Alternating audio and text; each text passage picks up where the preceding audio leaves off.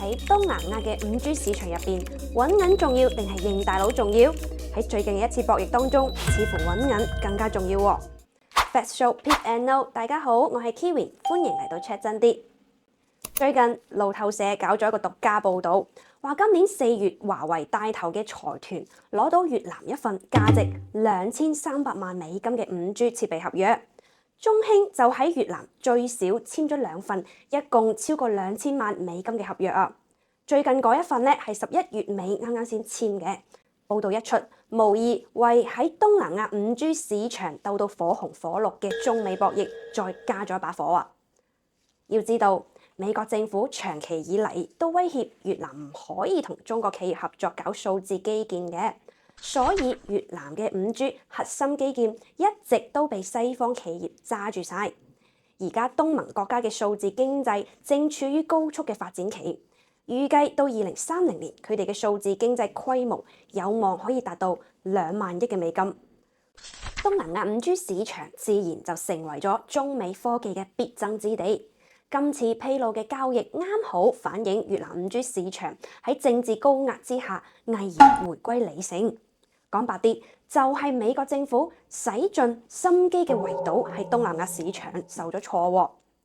為咗排除中國企業喺東南亞5G 市場嘅競爭，美國政府真係咩手段都出齊啦。首先呢，搬出咗安全威脅呢一個老套路啦，炒作中國嘅5G 設備有安全風險。推動東盟國家根據印太經濟框架數字協議同埋清潔網絡計劃去制定5G 安全標準，試圖限制中國企業喺東南亞5G 市場嘅份額。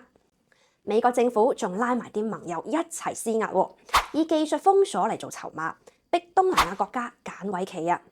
！2023年，馬來西亞政府審查原本由單一西方供應商負責嘅5G 建設計劃期間，美國同埋歐盟嘅官員先後都寫信，以技術援助、投資支持等等嘅條件施壓，要求馬方唔好改變5G 嘅部署計劃。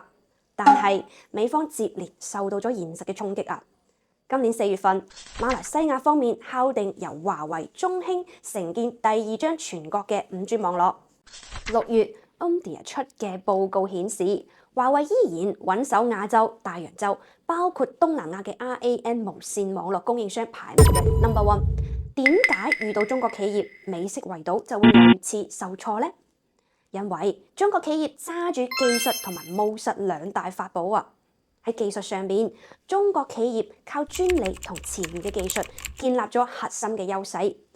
根據今年最新嘅數據，華為25%嘅佔比穩居全球5G 標準必要專利權利人榜首，而中興通訊就排第6啊。同時，突出嘅成本優勢亦都為中國企業喺東南亞5G 市場競爭添加咗重要嘅籌碼。據路透社報導，今年6月，華為同埋越南軍方控股嘅電信運營商 Viettel 簽署咗5G 技術轉讓協議。有 Viettel 嘅內部人士表示，今次合作主要係考慮成本優勢。畢竟東南亞地區都係以發展中國家為主㗎嘛，喺5G 嘅建設入邊，嚴格嘅成本控制同埋高投資回報效率先至係更貼近佢哋嘅需求啊。華為就係憑借住技術專利積累同埋價格競爭力，深受發展中國家嘅歡迎，以31% 嘅市佔率穩居全球5G 設備市場嘅榜首。除此之外，中國企業仲有一招殺手鐧，就係本地化合作。無論係華為帶頭同泰國嘅有關部門機構一齊成立嘅5G 聯盟，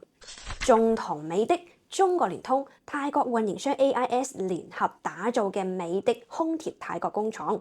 定係喺馬來西亞第2張全國5G 網建設合作當中，項目投資由華為、中興合作嘅本土運營商 U-Mobile 從4間本土銀行獲得貸款支持等等，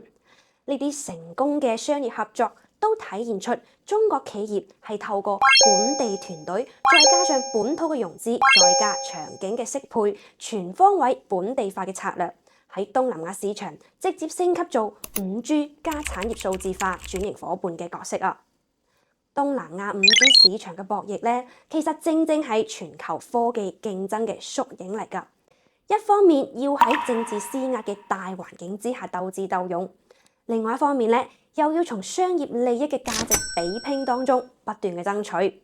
邊個嘅技術方案更加實用，合作嘅模式更加靈活，市場自然會用腳投票嚟去做出選擇㗎。好，今日先講到呢度，歡迎訂閱我嘅 channel，我哋下期再見。